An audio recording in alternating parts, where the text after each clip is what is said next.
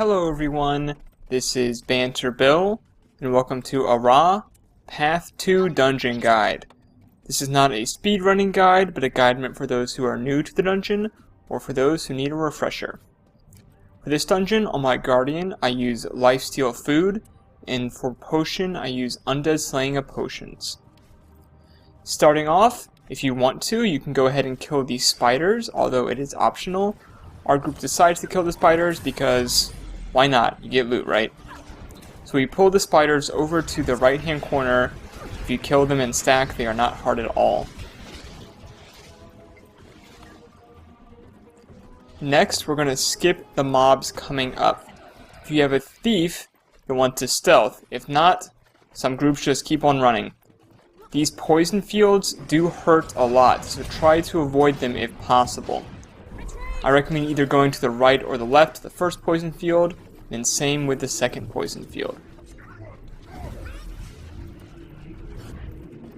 The thing to watch out for this last stretch is the Deadeye.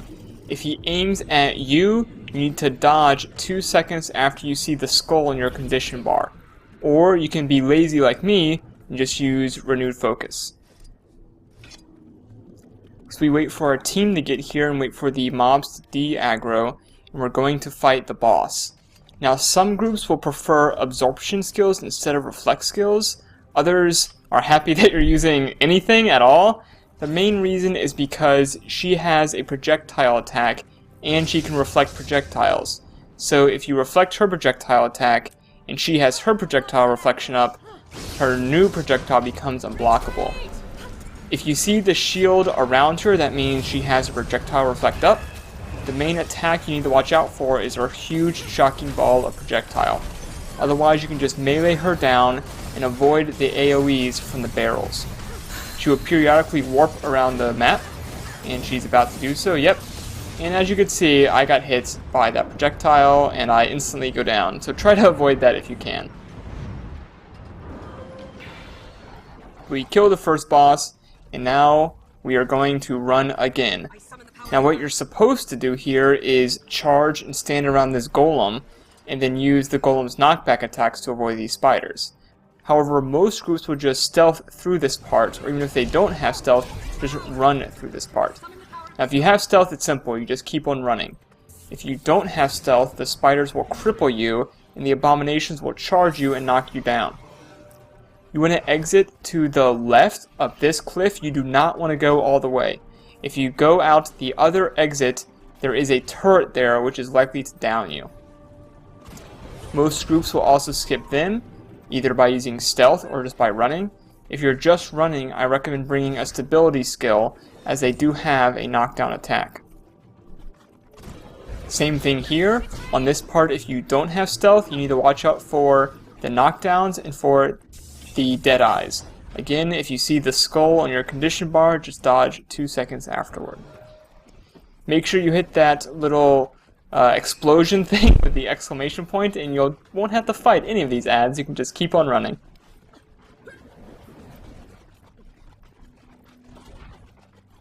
Alright, so now we're on to the champion abomination. Now there's several places you can fight him. We choose to fight him behind this rock. His auto attacks do hurt a lot, so you want to get behind him when he uses auto attacks. When he jumps up in the air, you want to dodge while he's in the air. And when he grows into a flaming abomination, you want to use the guns dropped by these Assuras to shrink him down to regular size. Now I drop my wall of reflection at the beginning, just so we don't have to really deal with those Assuras, they'll kill themselves. And I just get behind him every time he uses his big swing attack. So right here is his grow attack. All you have to do is use a tranquilizer gun and he'll shrink. That's his AoE knockdown. Again, you want to dodge while he's in the air. The timing for that dodge seems sooner than what you would think it is, so I usually just dodge once I start seeing him using that attack. And other than that, I just go back and forth, in front and behind, in front and behind.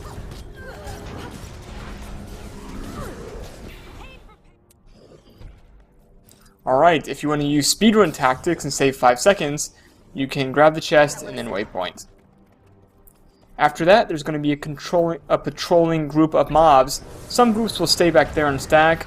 I found these guys are so easy, you can just charge right in, drop a reflection, and they go down pretty quickly. Most groups will skip this next berserker, so just keep on running. And then we are going to stealth run this part coming up. If you don't have a thief, you want to stick to the left-hand wall so you don't aggro anything on the way.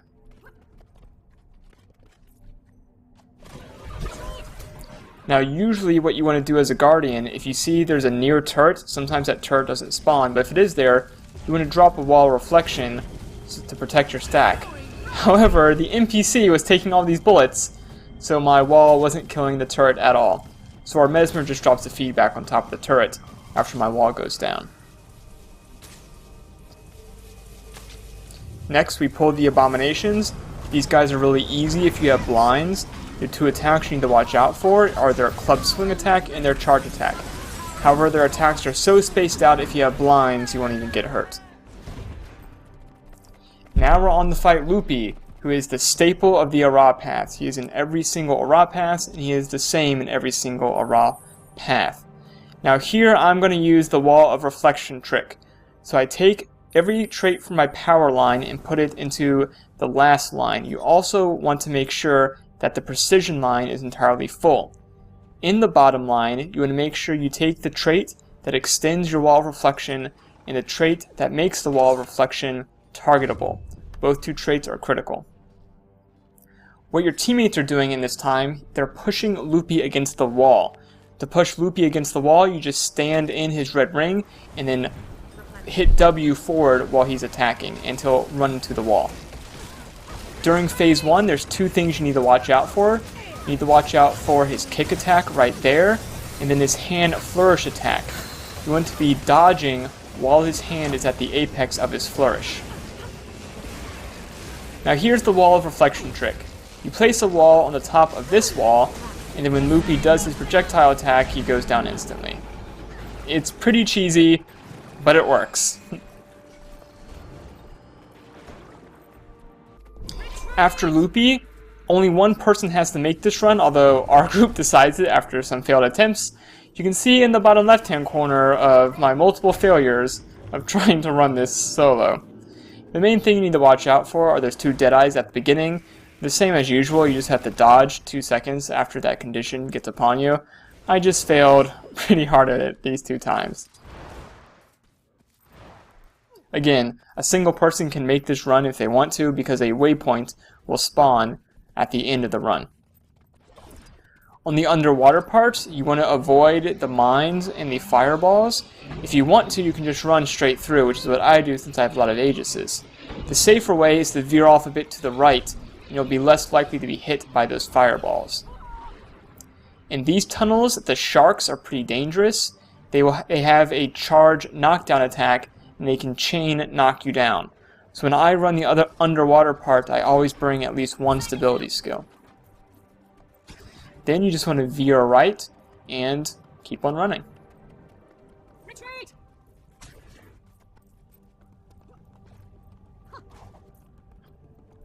Usually it's the warrior who makes these runs, since they have a lot of mobility and they have access to stability for the shark part.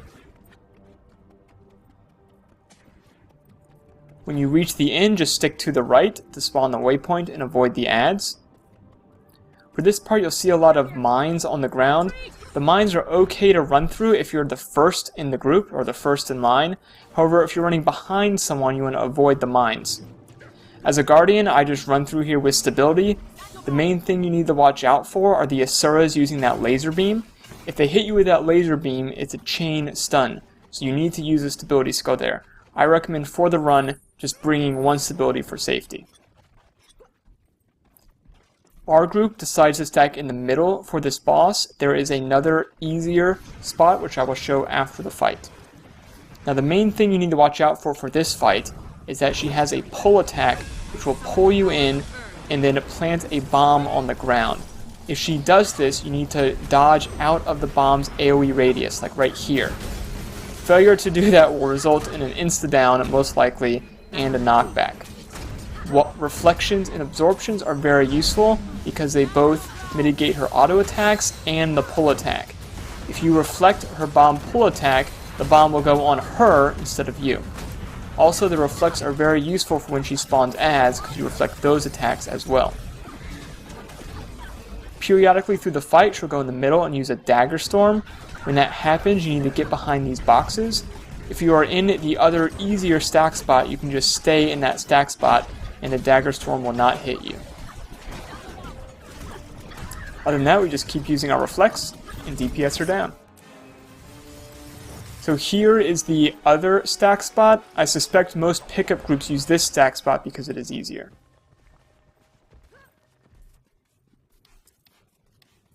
So on this next part, we're going to run in stealth, skipping all the trash mobs. This is much easier if you have stealth, although it's not required.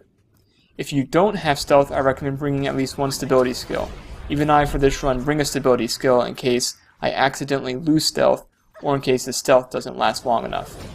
The stability is mostly for the Assuras and their guns, because that is a chain knockdown attack.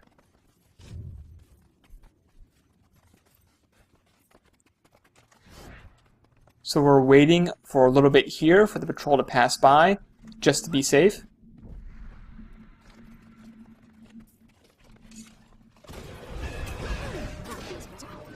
And we keep on running.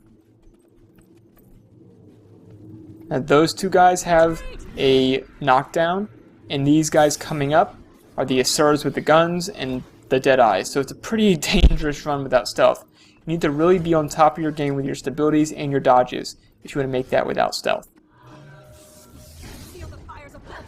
And now we're on to fight the final boss. So the gimmick for the final boss is that one person will go in and become ghost-like using the console, and the other 4 will wait outside either until the boss reaches half health or until the ghost condition expires. The solo person will do 5 times as much damage, so you want to send a Zerker class in. Most likely, if they're Zerker, they can bring the boss down to 50% without anyone else trying. If the rest of the group wants to go in without being ghost form, you just have to walk in backwards and you can get in. I do this both so I can start fighting immediately after our first player gets her down to 50, and so I can bring in the banners. And she is a really easy boss. You just want to avoid her auto attacks, and reflects are useful. Thanks for watching.